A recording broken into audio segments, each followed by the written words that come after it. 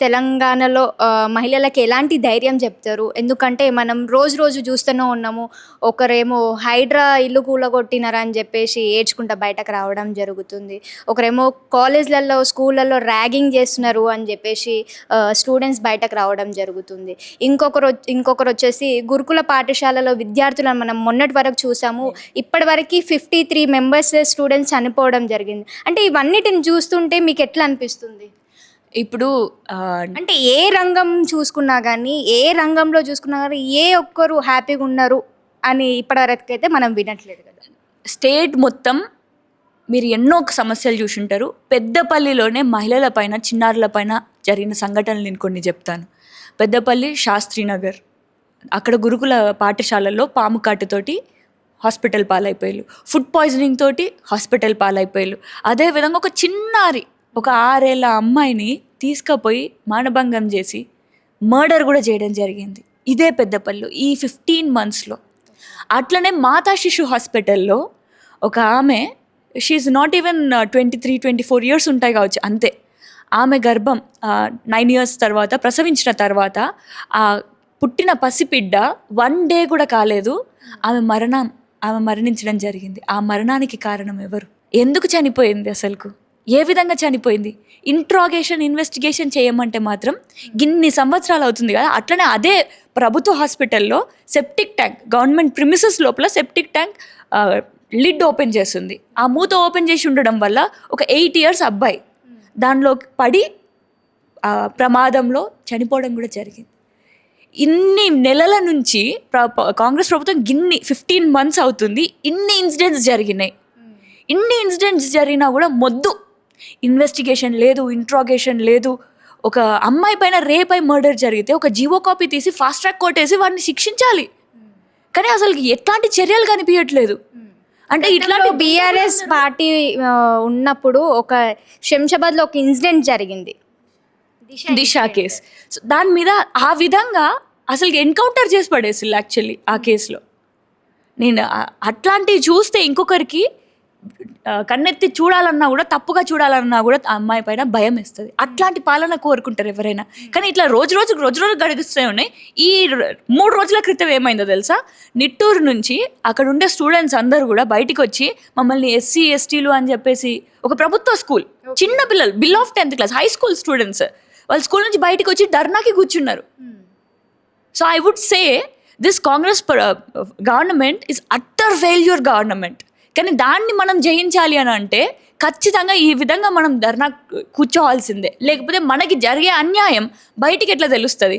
మనకి జరిగే అన్యాయం వేలాది మందికి, లక్షలాది మందికి బయట వాళ్ళకి తెలుస్తుంది. కాబట్టి ఈ కాంగ్రెస్ ప్రభుత్వంలో ఎన్ని అన్యాయాలు జరిగినా కూడా మనం మన కోసం నిల్చోవాల్సిందే, తప్పకుండా నిల్చోవాల్సిందే. మీరు నిల్చుంటే తప్పకుండా మీ వెనకాల ఇంకా లక్షలాది మంది ఖచ్చితంగా నిల్చుంటారు.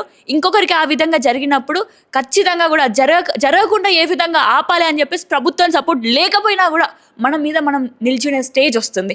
అదేవిధంగా ముఖ్యంగా మహిళలు, నాకు వాళ్ళ నుంచి సపోర్ట్ కావాలి, వాళ్ళు నాకు సపోర్ట్ చేయాలి, వీళ్ళు నాకు సపోర్ట్ చేయాలి అని అనడం అవసరం లేదు. We can support our self. ఎందుకంటే ఒకనాడు సావిత్రిబాయి ఫులే గారిని చూసాం. తన వల్లనే నేడు విద్యారంగం, మహిళలకి విద్య అనేది అందడం జరిగింది.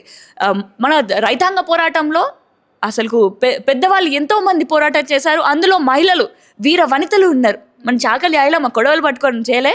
అట్లనే మన తెలంగాణ ఉద్యమానికి గొంతెత్తి, she's a very good singer, Belli Lalitha అక్క. ఆమెకు తెలుసు ఆమెను చంపేస్తారని చెప్పి, ఆమె ఇప్పుడు మరి ఆమె అట్లా ఆ విధంగా పాడేసరికి 7 ముక్కలుగా నరికి బావిల్లో పడేశారు.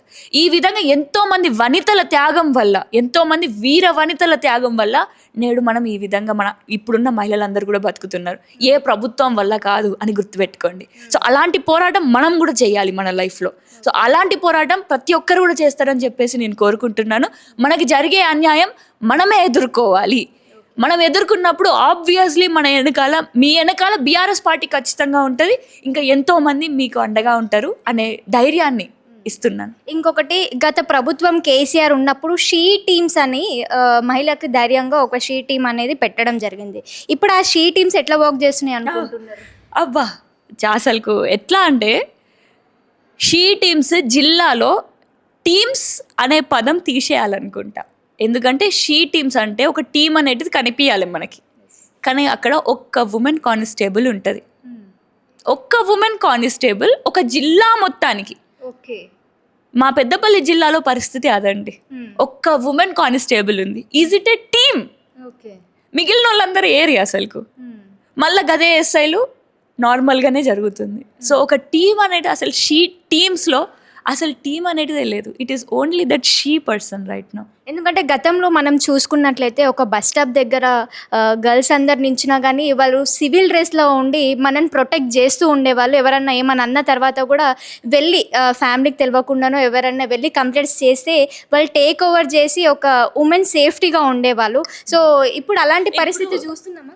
ఇప్పుడు మీరు నన్ను యాక్చువల్లీ లోకల్ రిపోర్ట్ అడుగుతున్నట్టుంది. ఎందుకంటే ఇవన్నీ నాకు రోజు వచ్చే కంప్లైంట్స్. యాక్చువల్లీ కనగర్తి గ్రామం పెద్దపల్లి మండలంలో ఒక అమ్మాయి నాకు ఫోన్ చేసి, అక్క మా బస్సు దింపిన తర్వాత మా ఊరికి ఉన్న బస్ స్టాండ్ వరకు 1.5 కిలోమీటర్ ఉంటుంది. మేము సాయంత్రం వచ్చిన తర్వాత పని నుంచి డ్యూటీ దిగి వచ్చిన తర్వాత అక్కడ వరకు ఊరు వరకు నడుచుకుంటూ పోవాలి. మాకు ఇంకో ఆప్షన్ లేదు.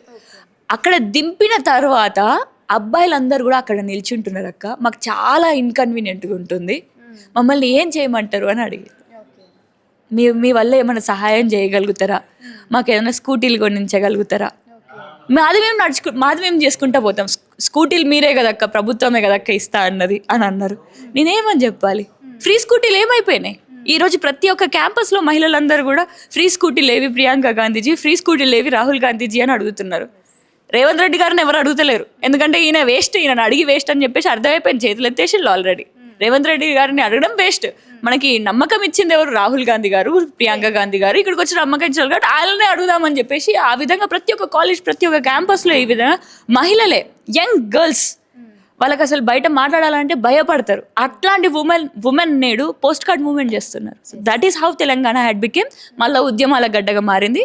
And I think that soon what ever this Congress has given, ఆ మేనిఫెస్టో ఏవి సక్రమంగా నిర్వహించకపోవడం వల్లనే, వాళ్ళ ఫాల్ట్స్ వల్లనే ఈ కాంగ్రెస్ ప్రభుత్వం ఖచ్చితంగా కూడా ఫెయిల్యూర్ అవుతుంది. దాంట్లో ప్రధానంగా ఉమెన్, ఎవ్వరు కానీ మహిళల ఉసురు తాగితే వాళ్ళు ఉట్టి నాశనం గారని అంటారు చూడండి.